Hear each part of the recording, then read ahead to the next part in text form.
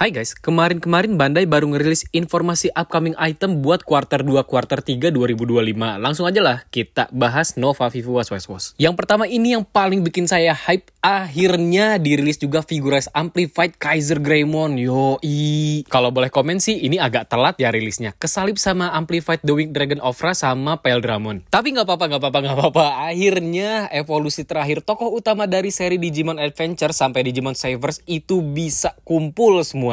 Kalau dilihat dari partsnya, ini bisa jadi Susanomon gak sih? Kelihatan tuh armor bahu sama backpacknya tuh kayak bisa dicopot gitu loh. Ini kalau misalnya Magna Garurumonnya rilis ya, dan bisa digabung jadi Susanomon, sumpah saya lempar banting Barbatos 1/100 saya dari ketinggian. Nggak tahu lah ketinggian berapapun, pokoknya saya lempar banting dari ketinggian.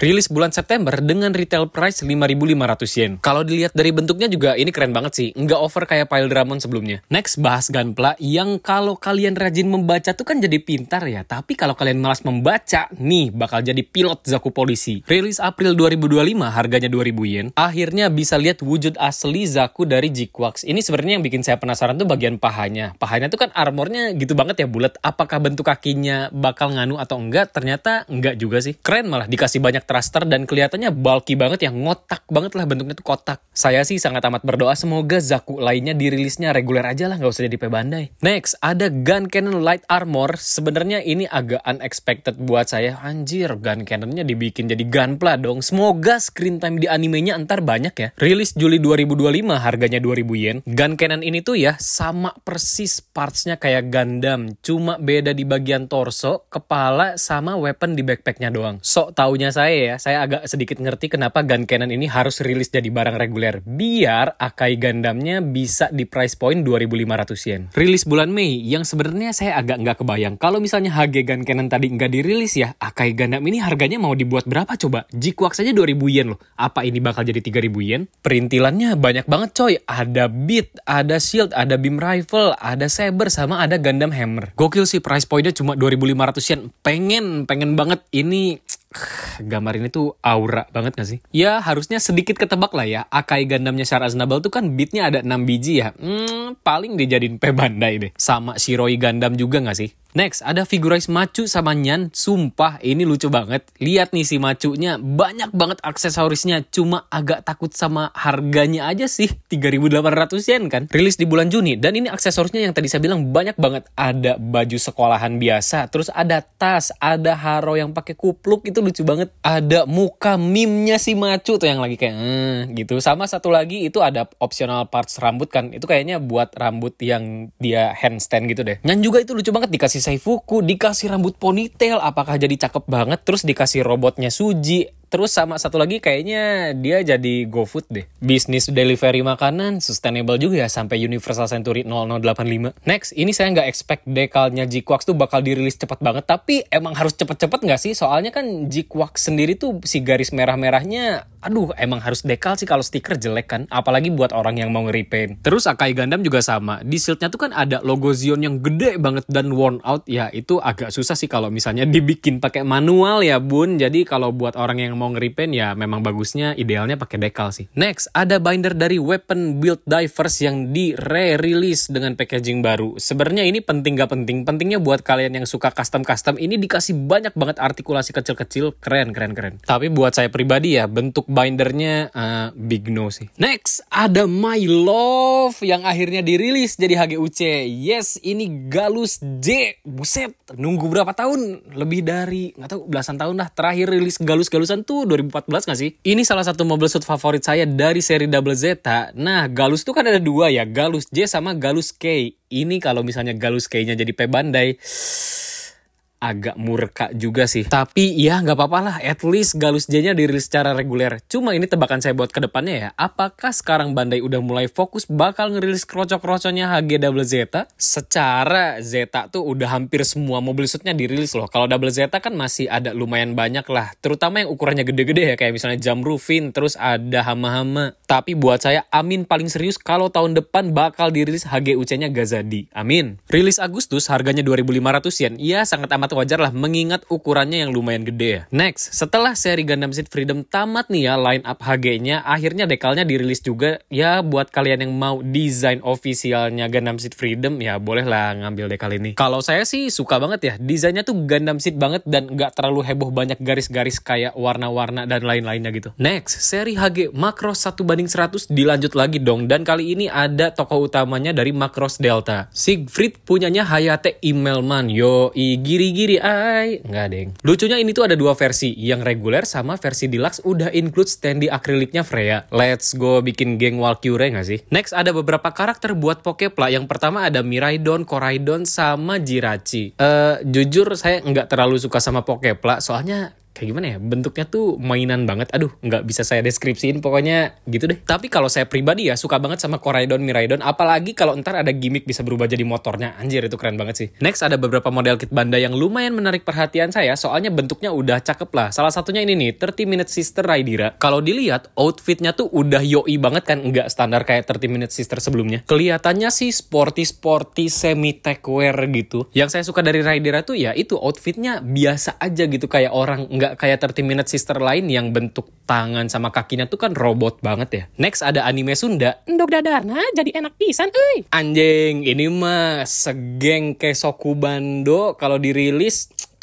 Aku Kesoku Bando gak sih? Lini baru dari Bandai 30 Minute Preference, harganya lumayan juga ya bun, si Kita Ikoyo ini sekitar 4.000 yenan. Tapi gila sih ini dikasih semua perintilan bandnya loh. Bahkan stand mic sama efek gitarnya aja dikasih. Dan kalau udah kekumpul berempat di display bareng, ini mah sangat amat proper sih. Cuma pinter aja yang dikeluarin tuh dua tokoh utama terkenalnya dulu loh buat cek ombak. Yang pertama kan Bocchi itu nanti Februari, sama sekarang Kita. Facial expressionnya juga nggak bohong, bagus banget itu anime akurat. Ini saya lumayan kaget karena nggak terlalu ngikutin 30 Minute Sister, tapi bakal ngerilis Idol Master Gen 1. Yoi, ini si trio itu nggak sih tokoh utamanya? Ini si itu kan, Marcia, Freya, sama Gracia yang masuk Senbatsu. Nggak ada yang bohong, saya tahu kok siapa mereka bertiga. Gue kan si Idol Master banget. Ini jujur saya tertarik banget ada Haruka, Chihaya, sama Miki. Maaf kalau curhat, tapi dari dulu tuh saya udah ngidam banget sama Figmanya Miki. Cuma ya mungkin karena masih bocil, terus kan masih sok-sokan maskulin gitu loh.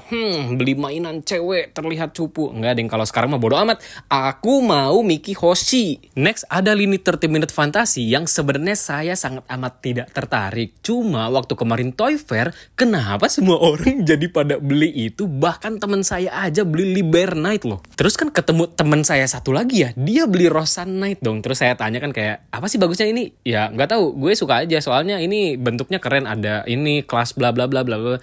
Terus ya dari ngobrol-ngobrol situ ada lah segemericik kayak, apakah aku juga harus ya punya? Saya tuh soalnya nggak terlalu into sama karakter-karakter dan nuansa RPG gitu loh. Ini kan RPG banget ya, fantasinya tuh yang beneran kental kayak kelas, terus ada healer, ada ini, ada itu, ada knight, bla bla bla. Tapi ngelihat aksesorisnya tuh lucu aja gitu. Ada grimoire, ada torch, bahkan bisa nongkrong-nongkrong di api unggun. Yoi banget nggak tuh? Ya semoga in the near future saya bisa bikin party saya sendiri ya. Next ada upgrade dari 30 Minute Mission yang sekarang udah pakai touch gate, alias kalau mau copotin partsnya tinggal dipencet-pencet doang. Menurut saya ya, sedari dulu 30 Minute Mission ini tuh emang harusnya gampang dirakit aja dengan cara tinggal dipencet-pencet, nggak usah pakai nipper. Soalnya kan target pasarnya tuh lebih ke orang-orang yang suka plug and play ya, nggak mau repot, bukan kayak modeler yang harus punya tools ina-inu. Mau nge-custom juga lininya udah 6 tahun jalan, udah banyak banget kan partsnya, hampir semua ada lah. Mau bikin apapun kayaknya bisa deh dari genre dan jenis detail apapun. Bahkan sekarang aja ada part misal kayak gini beserta efeknya yang misalnya tuh bisa kalian adjust, terserah kalian bentuknya mau pendek atau panjang. Jujur saya tuh suka banget sama robot-robot yang punya roket atau misal kayak gini. Jadi ini it's a cop for me. Next ada motor-motoran dari 30 Minute Mission yang sebenarnya ini agak kurang sih buat saya. Bentuknya tuh nggak terlalu motor, dibilang robot juga nggak terlalu robot, kayak nanggung aja gitu, bentuknya lebih kayak ke mainan. Tapi kalau kalian suka mainan kalian naik motor-motoran ala-ala Kamen Rider, ya ini nih udah disediain motor polosannya. Next ada lini paling sakti dari 30 Minute Mission, yaitu Armored Core. Yoi, anjing gue, ini mah udah ganteng banget lah. Jujur saya nggak ngikutin game Armored Core yang sekarang, tapi kalau ngelihat model kitnya nih ya, dari detail, bentuk, sama Sumpah perintilan-perintilannya ini mah